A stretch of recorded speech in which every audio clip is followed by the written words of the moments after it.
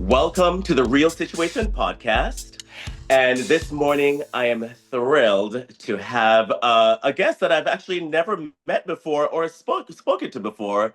However, he's very, very prevalent on my FYP page. And I am thrilled to welcome Jay Choyce Tibbitts to the podcast. Welcome, Jay. Thank you for having me. I'm very excited for this convo.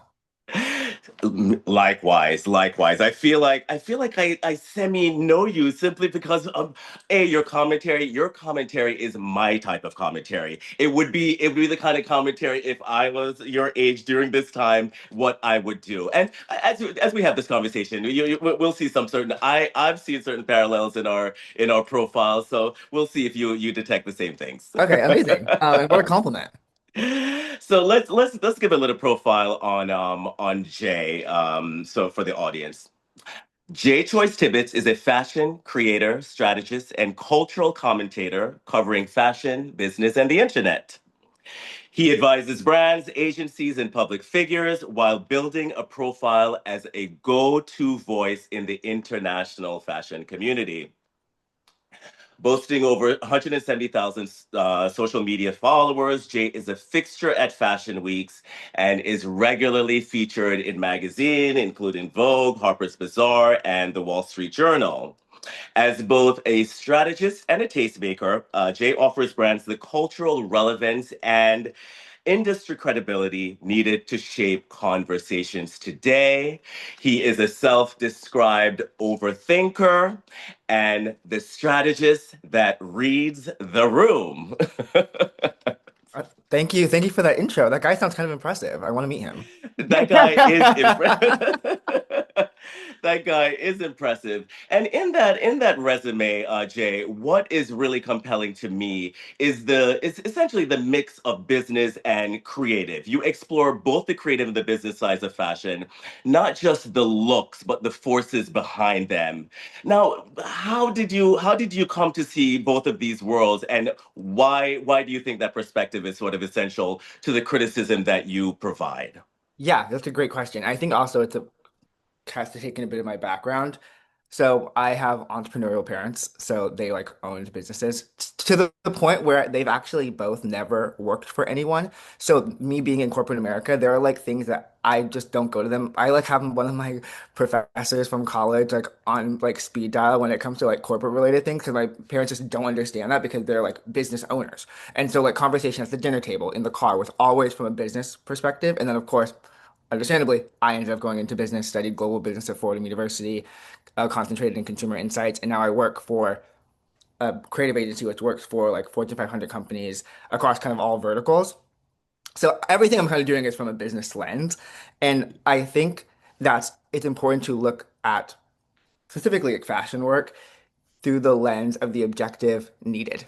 So like what is the goal that's trying to be achieved, and then judging it based off of that goal opposed to like my personal feelings about it. I think good criticism has to take in context. And so by taking in that kind of context, I think you can have much more kind of rich conversations about collections, about designers, et cetera, et cetera. Well, and that's what I observe in your commentary. It's so well-rounded, is not just talking about vibes, you know.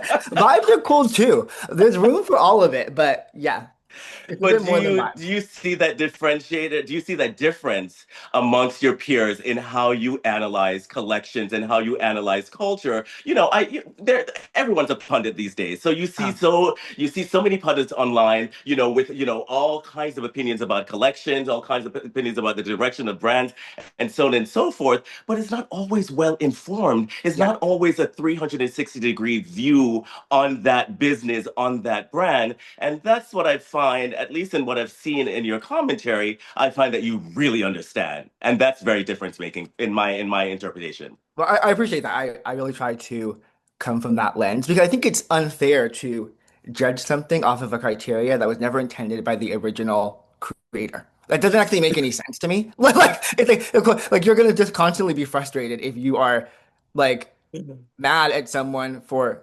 speaking Chinese and you're expecting them to be speaking English. Like you know what I mean? Like like they're speaking a different language. So it's important to maybe translate what they are saying into like your a way that it's understood for you, but also taking the context of their kind of objectives and goals. Which I think is essential. Otherwise, we're just talking fantasia. We're just talking. It's all speculation, conjecture, and all the things. But yes, I find that you try to really get into what the brand goals are, as much with as much information as you have, and then making your analysis based on that kind of information, which I think is the thorough and correct way to go about this kind of criticism analysis. Yeah, I agree. I agree. But also, like I said, there's room for vibes too. But I think there's an unbalance of the type of commentary. I think there's so much opinion, which is, like I said, valid. But sometimes that added layer of context, history, culture, objective is important too, especially when it comes to seeing if something was quote unquote successful through the eyes of who was creating it and like their goals. Precisely. Well, let's go back to you mentioned that some of your influence, at least your education about how you interrogate, how you view businesses, comes from, comes from what you saw in your home, in your own family. But also in your own family, what I find interesting about your commentary as well is that you share your perspective from a lived experience, Mhm. particularly in wealthy communities. And as we know, that's often that's the core consumer group for luxury. And that kind of proximity offers a real insight into the social codes and the consumer behavior. Yet I find very few people in fashion are as up close as I feel that you are to be able to really analyze and detect what are the values and what are the motivations for how this audience consume. Now, Hmm. how does your firsthand experience shape the way you approach your criticism in general? Okay, I love this question, and I think it is a bit of where I come from a different perspective. But I actually would say to part of the question you talked about how like the core consumer group for luxury fashion, but honestly, it's actually really the core consumer group for fashion in general. This idea that fashion is a kind of for everyone thing is people don't realize it's very new. Like it is very new It's very true. to be able to kind of dress at like a very elevated level. I always tell this story when I was in middle school and I was coming back from the mall with a friend of mine, and we were in the car and we were talking about one of our teachers, and my friend goes, "Yeah, but like she dresses so horribly." And my friend's dad from the front seat goes, "Well, it's cost a lot of money to dress well." And like that was so interesting to me because now that's not true. No. Like you have so many different access to things like fast fashion, ultra fast fashion. Social media has kind of democratized what people are even visibly able to see. And so I think that's kind of something I think about a lot. Like, there's like a culture of within like fashion that we have to kind of remember. That's also a component. But going back to the original question at hand, something that I love about fashion is, and why I kind of have learned to like come to have it be such a big part of my life is I'm very fascinated about how it's one of the first ways that, for one of the first and actually only ways, you can control how the world reacts to you without Mm. even doing anything. So like Yes. I always give the example of like, because I'm a bit of a chameleon in my attire, and Yes. so I like to kind of like play around with my different styles and such.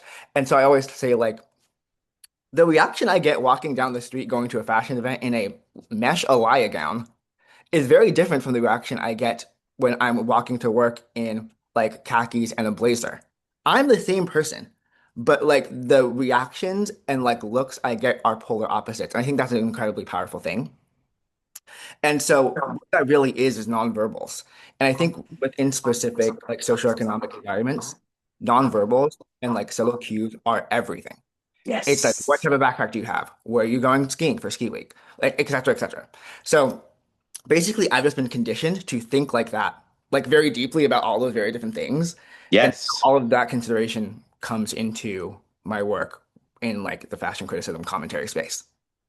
I love that. I love that bit that you mentioned about social signals shaping how others respond to us. For me, that's such a clear understanding. It's so Huh. intuitive. You know, I work as a personal stylist to the ultra wealthy, and it That's a fun job. That's a fun job. That's a really fun job. it, And also too, I actually the quick anecdote. I remember sitting next to a woman at Couture Week, and I loved her top. And I was like, "Oh, where is it from?" And she just looks at me. She's like, "I have no idea. Actually, my stylist pulled it." Well, precisely. There. In our in the conversation that I have with my clients, there's so much, and one would think that these very wealthy women who are mega travelers are really, really assimilated in the world of high luxury, at least from the public's perspective. But behind the scenes, I am the one that's crafting that image, and specifically with language around you don't have to, I work with a lot of, say, new money clients who Mhm. you need to communicate in a certain way. In the general population out, well, not the general population, the general wealthy population out there. Yeah. Good save. They read these codes in particular ways, and a new money sort of dress sense can be seen from a mile away. And Mhm. my job is to make sure that my clients don't go down that lane. They Mhm. want to really assimilate and fall into their social milieu Yeah. with ease and grace, and not have them be dissected in that way. But I find that not many people speak that language at all. Yeah. And also in my personal style, as you just communicated, I love projecting whatever character that I want to project that day, simply based on I'm choosing a more feminine wear, a more masculine, whatever the Huh. case may be. But the power that communicates is tremendous. And you're one of the few people that sort of stays on that message. Yeah. And no, it's so true. And I think and the thing is, everyone does it. Like think of like when you get dressed in the day, you are clearly communicating something. You're either trying to stand out, fit in. Like these are just very important parts of how we express ourselves through our development.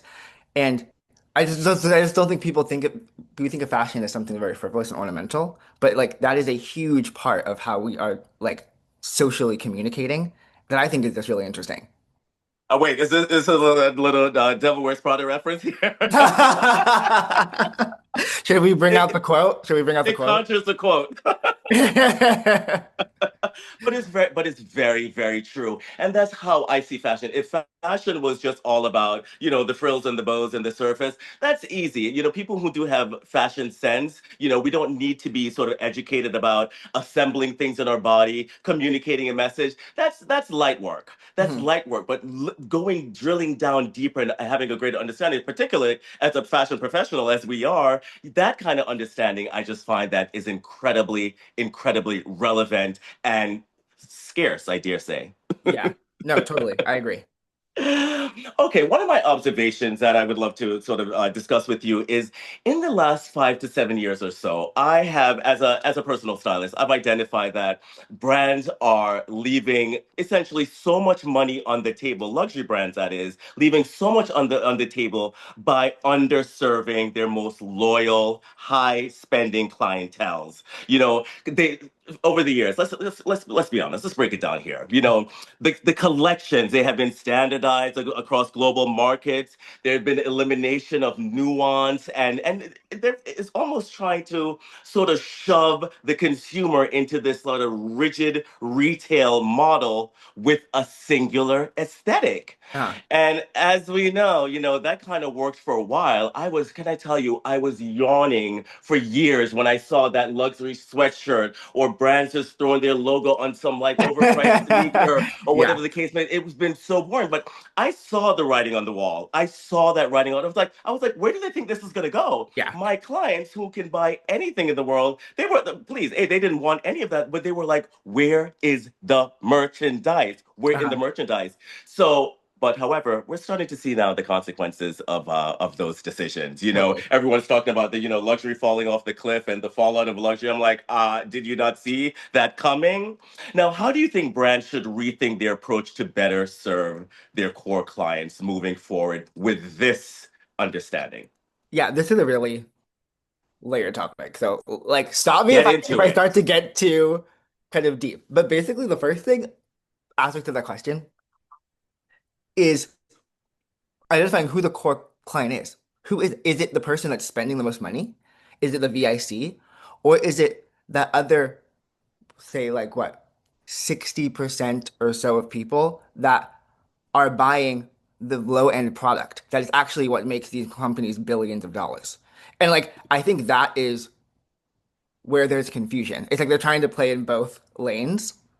And understandably, these fashion in the last 30 years or so has become like multi-billion dollar. These brands have become multi-billion dollar businesses that are like on like the stock exchange. Like Yes. they are beholden to growth, shareholders. Those things become priority. And in business, there's only two ways to make money, more money. It's actually quite simple. You either have to get the people who are buying to buy more, or you have to get new people to purchase. That's why the brief is always people like me, like strategists and at like creative agencies doing advertising. Like the brief typically always is like get a younger audience, because really that's really the only way to keep growing Right. outside of getting the people who already have to buy more. But the thing is, there's like a long tail situation. It's more impactful for you to get the people who are buying 0 to 1 times to buy one more time than to get the person who's buying 16 times to buy 17 times, because there's so many more people over on the left-hand side who are 0 to 1. So if you just get them to buy one more time, it like doubles the whole thing. So like from a business perspective, that's why you're doing that. So kind of going back to your thing of it becoming all standardized, you're kind of trying to appeal to the lowest hanging fruit. It Mm, flattens everything. But there's, like you said, there's only a certain point to where that works, because now kind of collectively everyone's like, oh, this is boring. And like a part of luxury is distinction. Like that it is a part of why people buy into it. And so I think it's like re-evaluating the strategy of just understanding who that core customer is, or segmenting the customer in a way that doesn't alienate they don't like alienate each other. I think a company that does this really well is well, Schiaparelli is the one that first comes to mind, okay. because like they're really heavily investing in ready to wear right now. Like they're opening like boutiques around the world. Like they're now showing ready to wear. The Schiaparelli couture is like supposedly what I've heard is that a lot of the people who like were Chanel couture clients have all gone to Schiaparelli, because to the point of it, Chanel became very flat for a long time. Like it's now having a resurgence, but Yes. like it kind of all became the same. They were bored, especially after like Virginie like took over. And she was making great product. That was very commercially successful. Everybody knows that her stuff was super commercially successful. It just wasn't necessarily exciting.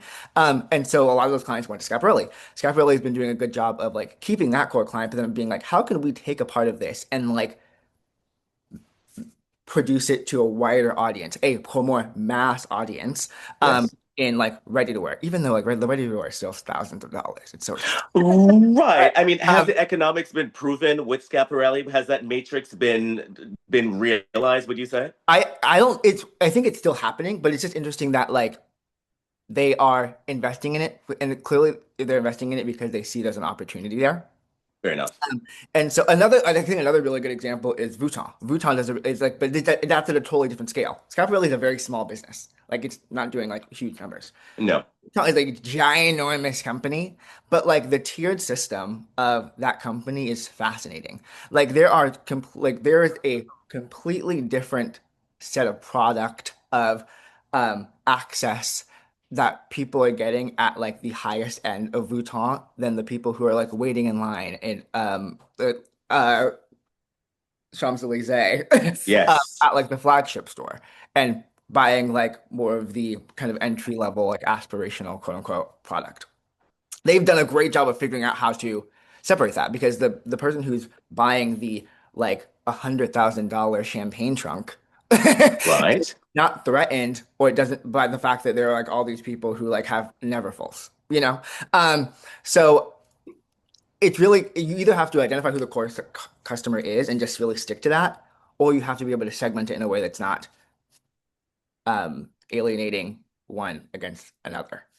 You started off by saying that this is so layered. It's so layered. It's so layered. I It's so layered don't. because in your delivery, you started off by saying that the brands want to growth is the mandate, Yeah. um, and that is but it all is also the intrinsic problem. I've always thought that was like the intrinsic problem in fashion. Why should a fashion company actually, isn't it alarming that an LVMH is a multi-billion dollar company? Isn't it alarming that some of these brands have like become like these multi-billion dollar companies in the space, by the way, of 15 to like 20 years? Like this has been a Huh. very short period of time. And sometimes I think, does creativity and this like high scale economics, does that actually marry? Does that Yeah. actually work? And in my observation, I've been thinking that some of this fallout is proof that in fact it doesn't work. It Mm. can work for a while. You can sort of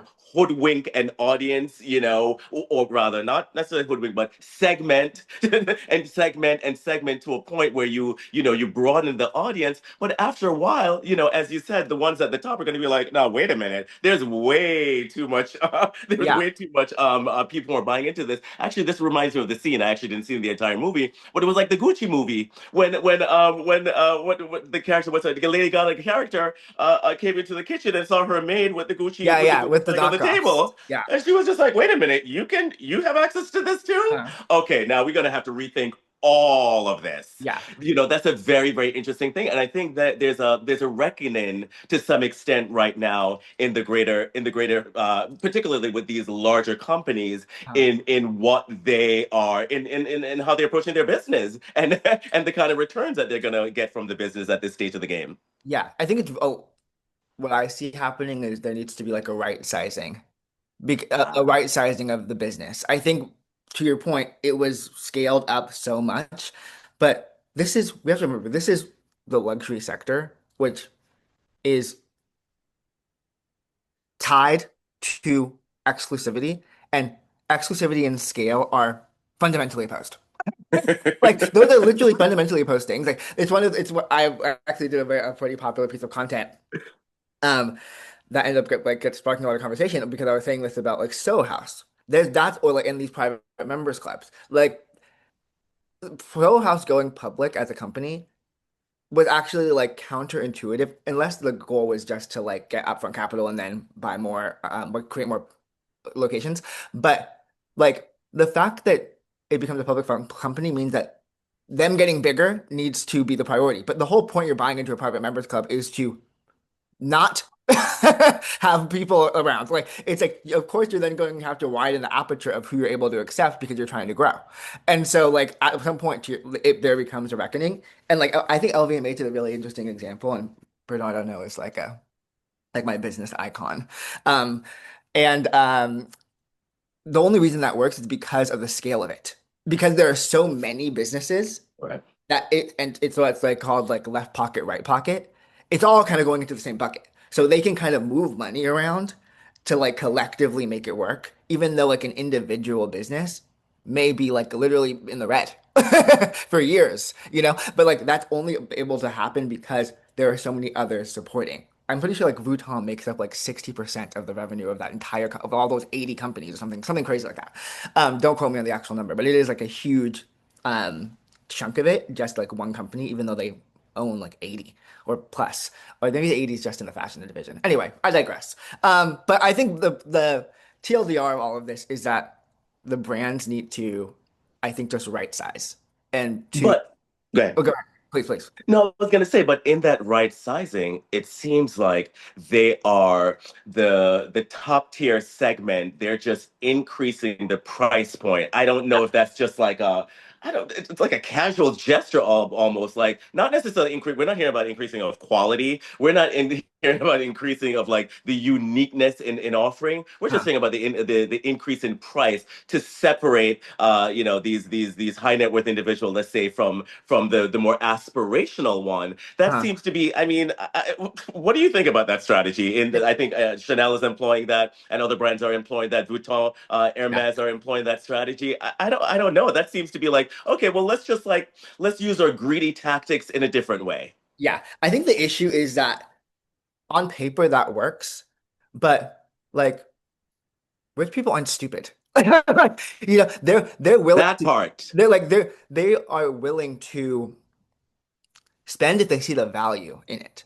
And that's something actually that when I was at Fashion Week recently, and like in a lot of Reese's that I kind of saw in a lot of the collections, there was like pieces that were like they were very specific about like the material or like the construction or like it was like a reversible. They were very clearly showing there was a value there because that value had wasn't being shown, but they just kept increasing the price. And then people who could afford it are like, well, then what am I like paying for? Because I was paying half of this a few years ago for the same product.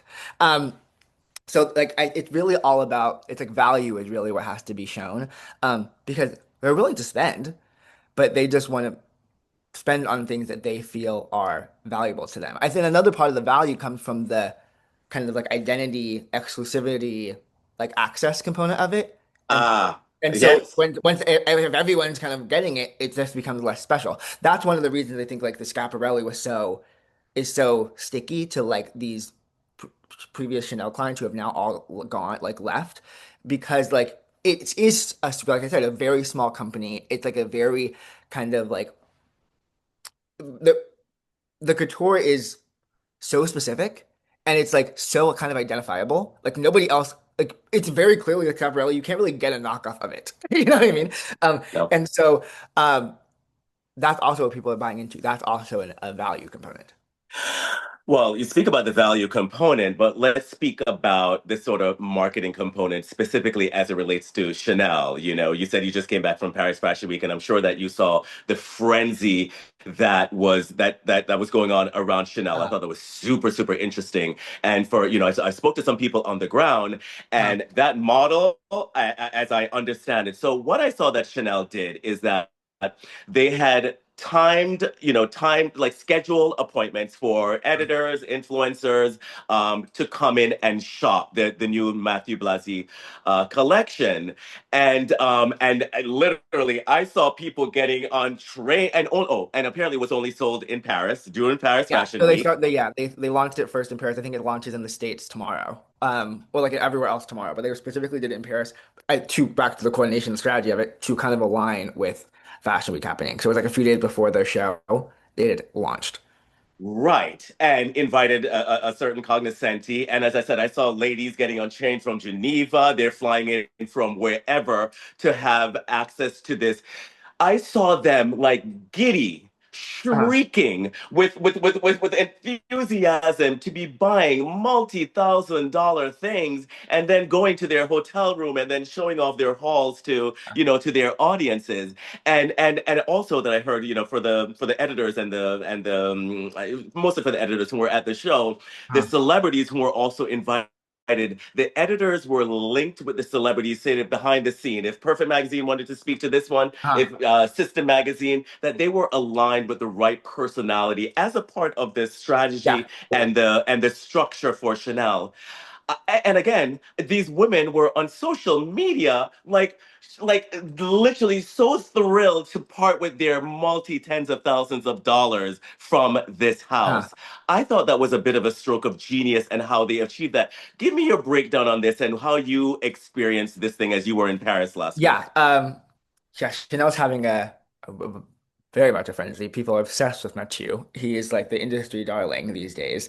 And something actually I was just talking about in my review of Chanel that I think is really interesting is that like, as you know, being a fashion person, fashion people they see it all. They're very particular about what they purchase. People buy Dries, Hermes, Yes, we and, do. and like they literally buy Dries, Hermes, and vintage. Like it takes a lot for a fashion person to like spend money on the things that they're seeing in a collection. There's kind of usually a separation. The fact that like this collection got people to shop is very telling because those like fashion enthusiasts, that will trickle down to everyone else because they're like the tastemaker. And so the fact that like they're so excited, I think is really interesting.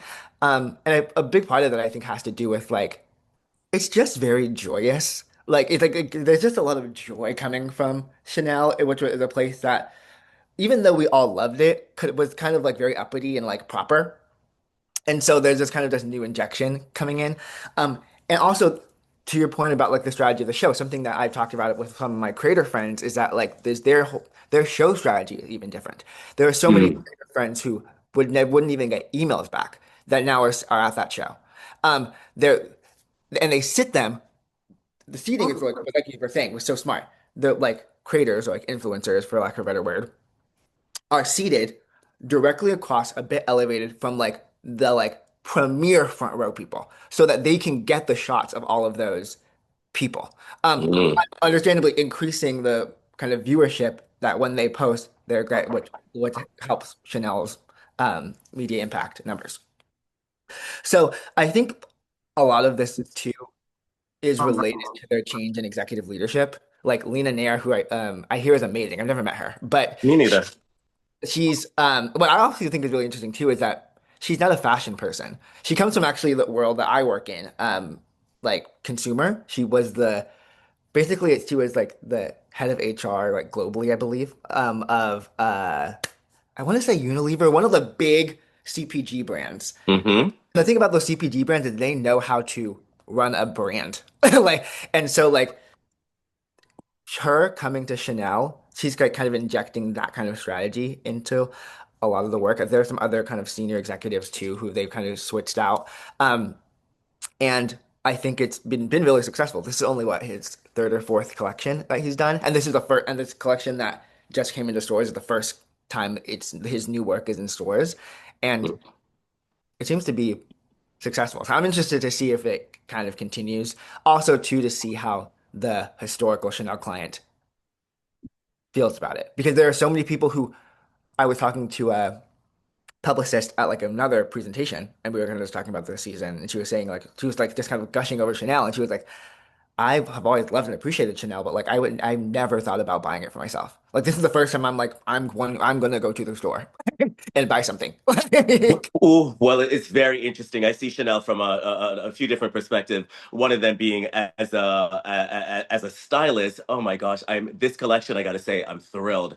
I've been literally. I was at Chanel in October in Paris. I went there with three of Chanel's best clients. Can I tell you, we had a room full of merchandise, full. We left with like a couple sweaters and a couple of angry mavens because of the offering. We had ill-fitting, overpriced clothes. It was awful. It was However, what I just saw come down the runway, I have to say that gives me tremendous hope. I was like, oh my God, oh my thrilled. I don't know Yeah, what's no, gonna make it to the store floor, but based on what I do and with the kind of clients that buy Chanel, I've been looking for a lot more Chanel in these last years, and it's just not there. It's just not there. So I think from what I saw in this collection, I think that there's going to be a lot of things to consume, and this audience, I've already spoken to my clients. They're thrilled. They're yeah, thrilled. It looks exciting. It looks consumable. yeah. Um, so I'm really interested to see how it continues to evolve.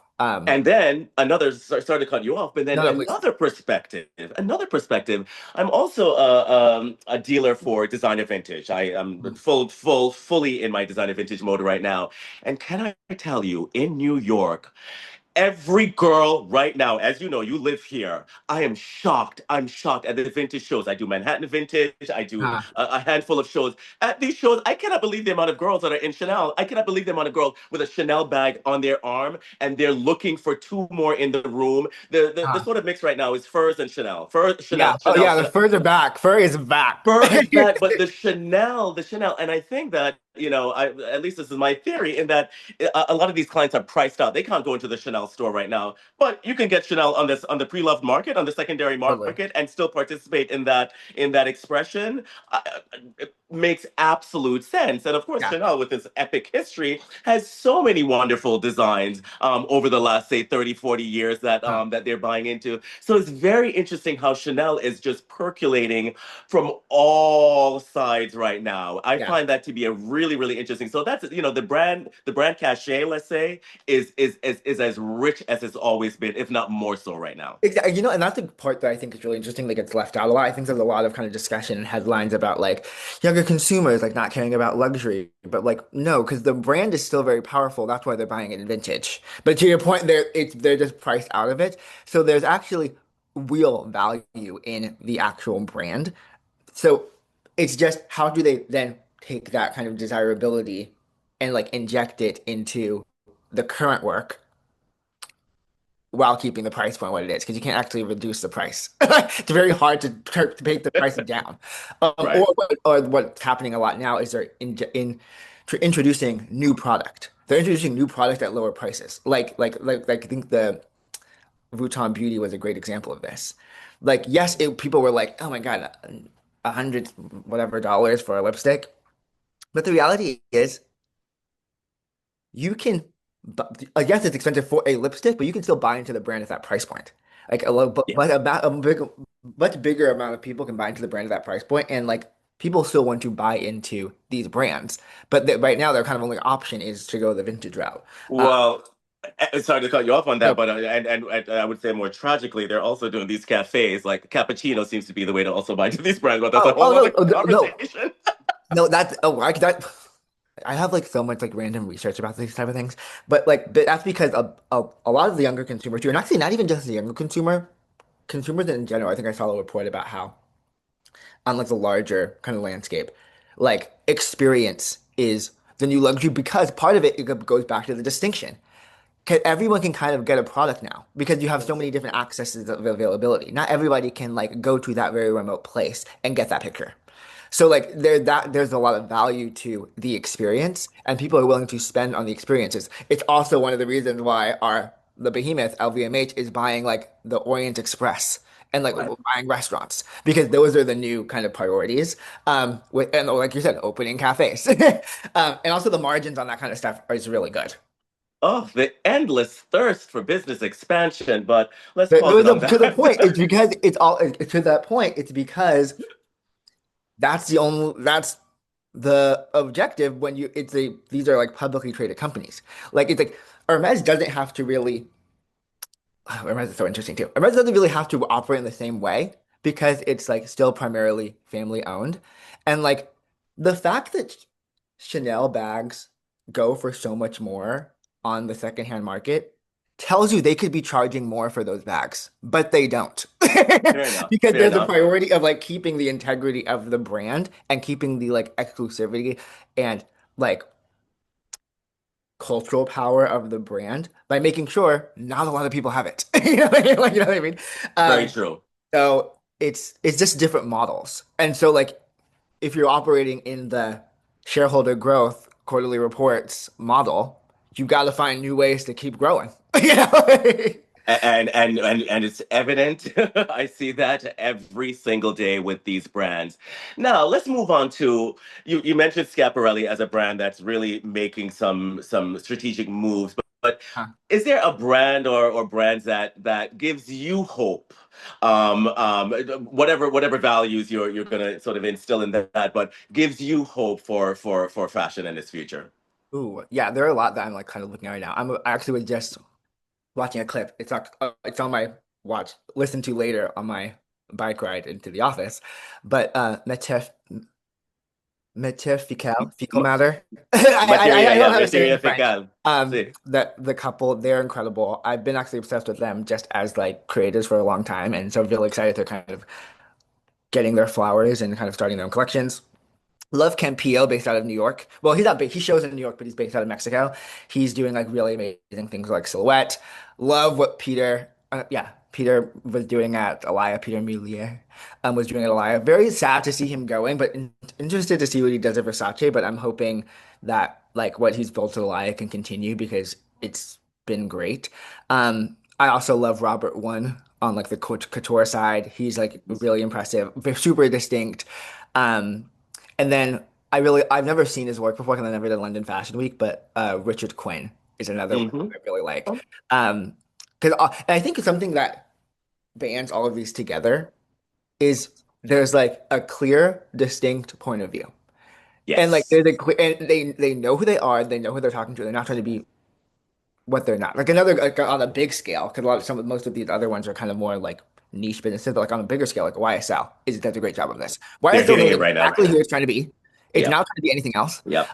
And that actually, like, integrity, for lack of a better word, is really, what's the word? Appealing in a industry that's constantly just trying to kind of like flip-flop to whatever the current thing is. I think that's another reason why Miu is having so much success. Miu has been the same this whole time, but like now it's kind of having this whole resurgence. But I think it's because in a landscape of brands that are, like you said, are kind of flattening, kind of doing like this kind of global look, feel, and like it's lacking creativity. A brand that's so clear, like, well, this is what we do, this is what we're about, and people can see that they've always been like that. Like that level of integrity is appealing, I think. Even though the quality is something is another matter entirely. But No, you know what? We could this could be a whole other conversation, but honestly, the idea of quality is honestly fake. That's a whole other yeah, no, conversation. we'll have to delve into that another time because I But have a whole thesis. I have a whole thesis on that. Okay, Jay, I know we could talk fashion till the we cows literally, come though, home. I was like, okay, is there like a time limit here? Like, we could just keep going. Like, that's why I Well, said in the there's a beginning, bit of a you limit. cut me There's a off. time limit. So I am going to move it forward because yeah, we could definitely drill down on fashion. But let's turn now back the lens onto you and your practice and working in the social media space. You know, Uh, social media has been highly democratized. I mean, the fashion commentary has been, but it's also created like just a lot of noise. You know, there are a lot of while I you know there are a handful of commentators like yourself who I find to be so compelling. I find to be really, really compelling, and I get a lot of information from this audience. I do see also there's a lot to be dismissed and to be left behind. But how do you see your work fitting in or pushing against this landscape? yeah. We talked a bit about this in the beginning about kind of the difference between like opinion, and like what did you I think you said vibes. And then kind of what I like to bring to the table. And I'll kind of use my phrase I like to use a lot in my work as a social media strategist. Something interesting about social media, I think one of the reasons why it is minimized within like the broader kind of landscape across anything, and this is actually related to anything I think digital, is because it's the fact that the access to it is available to everyone. Everyone has social media. So in that case, everybody thinks they can do it. But what I like to say is that like everybody has a kitchen, but not everyone's a chef. To be Ah. a chef takes time, like skill, understanding. Like all of those things are what separate a home cook from like a Michelin star chef. And I try to bring like those level of like expertise and research and like cultural understanding and context to what I bring to my fashion criticism. Um, and like really just have like a clear POV, be considered. There's so many things where I'm like, do I have anything to say about this? If I don't, then it doesn't need to be said. Hmm. You know, Hmm. I don't look like I don't necessarily need to hear myself talk. Like if there's not anything really interesting and like clear to say. I'm really specific about that when it comes to Instagram. On my TikTok, I like sometimes will do videos that I just kind of be thinking out loud, but like I really try my best to put out content that has a clear thing to say, and a clear takeaway. Even if that's sticky or people disagree or but it has to be a thesis and POV that like I feel like I can stand on that isn't just personal. And so I think that's what differentiates, I think, just like everybody talking about their opinions online and people who have like an authority that can be looked at and like looked up to. And in turn, tell me about the acceptance or resistance that you have felt in the broader fashion world. What does it take to be recognized on your own terms in that space today? Because I have to say, you remind me of when I was very much part of the early wave of new media influencers, I dare say, Yeah. contributors, journalists, or whatever to the fashion space. Like in many, not in many ways myself, I had the first fashion magazine online, JC Uh, Report. And at the time, I always say that JC Report is the precursor to the business of fashion. You could ask okay. Imran that. I at my height, I had 45 writers globally placed. Anything that was percolating in the world of fashion, from Australia to Brazil, anywhere in between. I've gone to more fashion weeks I can enumerate, but I reported on. And but I was able to do that with the new technology. Yeah. That was a completely new frontier. Brian Boy, Susie Bubble, also, Yeah. we were all a part of that first wave of new media, and we didn't ask permission. Uh, We were just like, oh, we know this, we know about this platform better than you ever will. And it took such a long time for like a style.com and platforms like that to come, to come on board. I ended up writing for style.com about 5 or 7 years after I started my they own my own were a platform. little late to the game there, yeah. They were so late to the game, and I got to tell you, I'm sure you'd hear some of those stories of how when we started to sit front row, and how the sort of legacy media was so dismissive of our contribution That and our still happens. value. Not Huh?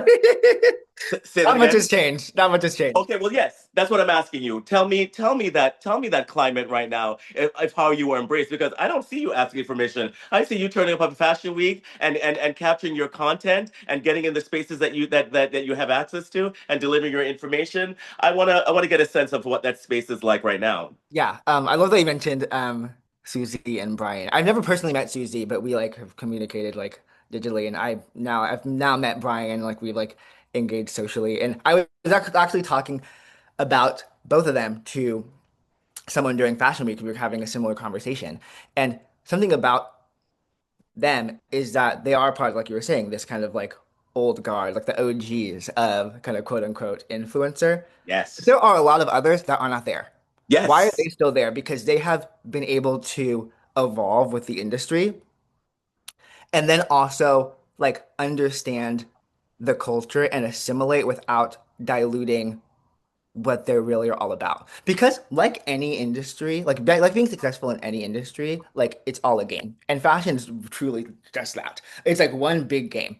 And so you have to understand how much of it you need to play to be respected, and then where there is room to push up against and like create impact, but that will not alienate you or take away your access. This is where the balance gets very challenging, especially for online creators. I have a whole discourse about this online, and I call it what I like to call it the creator's dilemma.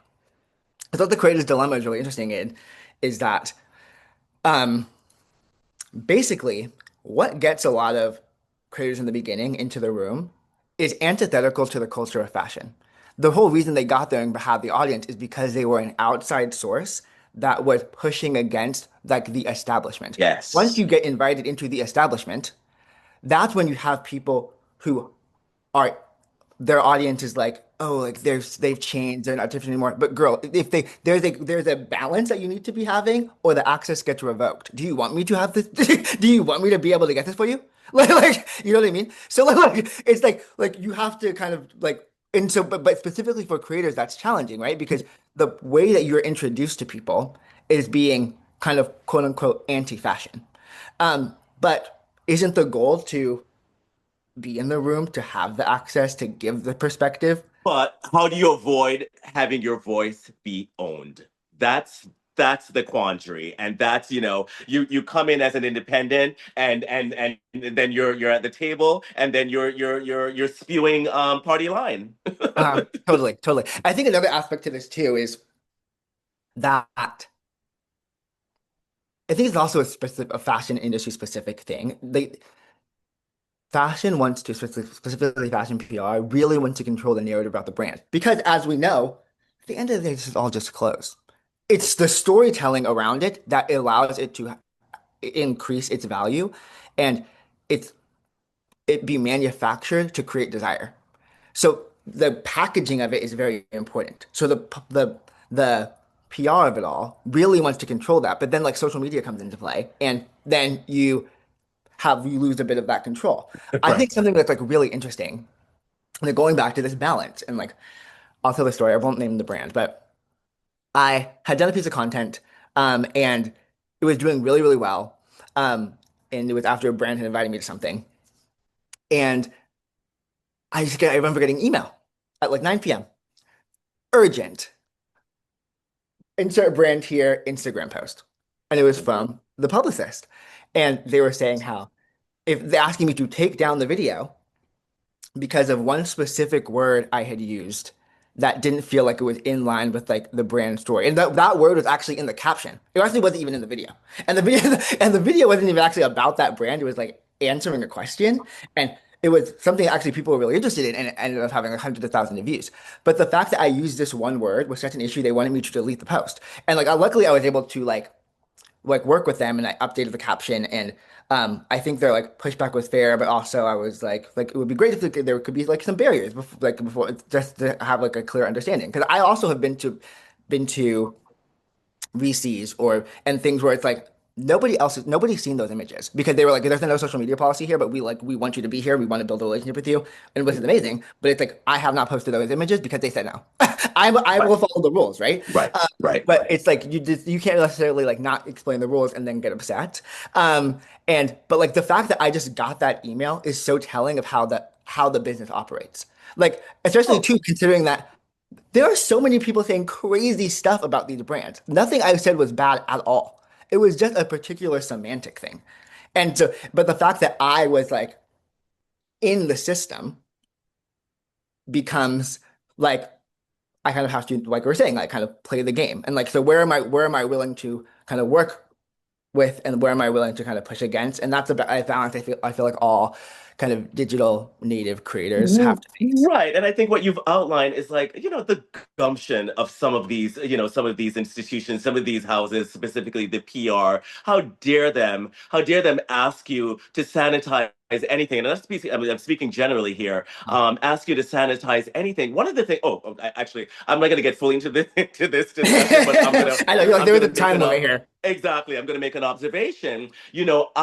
I like nothing about being owned or being controlled when it comes to creativity. What I Ah, loathe is that companies try to sort of manage how you express yourself, what yeah. opinion you have about something that they have created and that they've invited you to have an opinion about. What's the point of inviting me into a space to have to have an opinion, to observe and to have an opinion about, and I can't actually give my opinion in the same way? I mean, I'm sort of lightening my perspective on this, but in the same way, I have a real issue when you're invited to a fashion show and you're dressed in a head to toe look from that brand. I understand that brand, yes, you're there to support that brand and you're there to reflect that brand, but you're Ah, also in a creative space. And one of the great things about fashion is about individuality, is about ah, how you assemble. Why can't you put a jacket from that brand with something from your own wardrobe or whatever the yeah. case may be? Why can't you be creative about the way that you express yourself in any space, whether at a fashion show for a specific brand, going to a party or otherwise? I don't like this control. I find Yeah. it to be very, very sanitizing and eclipsing of personal identity. I have a real issue with that. And we were talking about Susie and Brian having stayed in the space. Those guys are brilliant in the way that they're able to maneuver. Totally. Their enthusiasm about fashion has maintained, and they're able to play the game in a way that I was never able to pay. I was never And ever I able think to. and I think that actually to that point, two quick things there. I think to the point of you identifying that, I think is really important. Because I always say like this is tough. This is not for everybody. No. And that's okay. Then that's totally okay. But it's like identifying what you're willing to do and what you're not, um, is I think really what it all comes down to. And then also to your point about kind of the head to toe look thing, a bit, I don't know if you're familiar, but like it's become a big common conversation amongst like the stylists and um, even now actually too, I think when it comes to dressing, like full look policies. Like you have to, so like you to even get a It look. has a term. Yeah, it's called a full look policy. It means that like I think another example is like when Mrs. Obama wore that first look from Chanel. That was the full look policy. It was the exact thing that came on the runway because it's a policy. She cannot mix it with something else. Oh. And it's a More. strict it's a strict rule from the brand. And like to your point, like I get it, but also like sometimes it's nice to give people a new perspective because to the point of like what gets lost when you don't have like people who are able to kind of be independent. You really what the brand is, I feel like they don't understand that they're missing is access to new audiences. Because what happens is that a lot of times that different perspective and the fact that it's coming from outside the brand then introduces a lot more Thank people. you. That way they can go to the brand and then there's a sense of Precisely. control around it. Because people don't want to be feel like they've been bamboozled. People want Exactly. to have a sense of control over who they're engaging with. And so by having independent criticism, by having independent thoughts, by having all of these kind of third parties, that actually supports the brand in a way. And I think it kind of goes back to like how in this ecosystem are we all helping each other? Because I understand from a short term like control perspective, yeah, a full look policy, urgent, delete this word, can seem positive, but like in the long term scheme, actually maybe what we're doing is beneficial to you. Oh, see, dude, that's an excellent point. Now, to that end, and in the interest of time, you seem to maintain great enthusiasm still in this space, in spite of what we just spoke about, in spite of the control and the management and the politics and all of that. What generates that enthusiasm? What maintains that enthusiasm for your interest in this business that's rife with racism, gatekeeping, overproduction? There's Yeah. so many, ills. Yeah. What keeps your enthusiasm? Well, first, I think it's just like being around other people, either IRL or online, that are like genuinely excited about it. Like I'm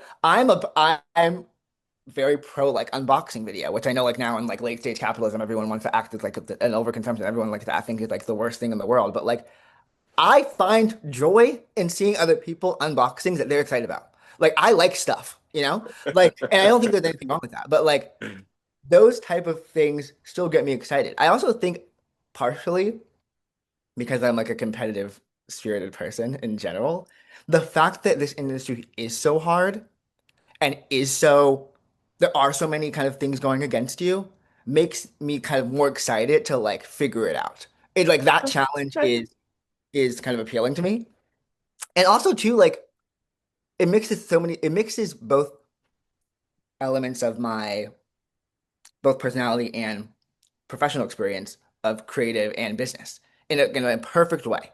I think the only other industry that I feel like really does that in like a really strong way is like the art market or the art industry, which is something else I'd really like to get into, but that's a kind of whole other challenge of things. But like fashion really bridges this kind of like art and commerce and business in a way that I find really interesting. And also going back to like the original questions about kind of signaling culture.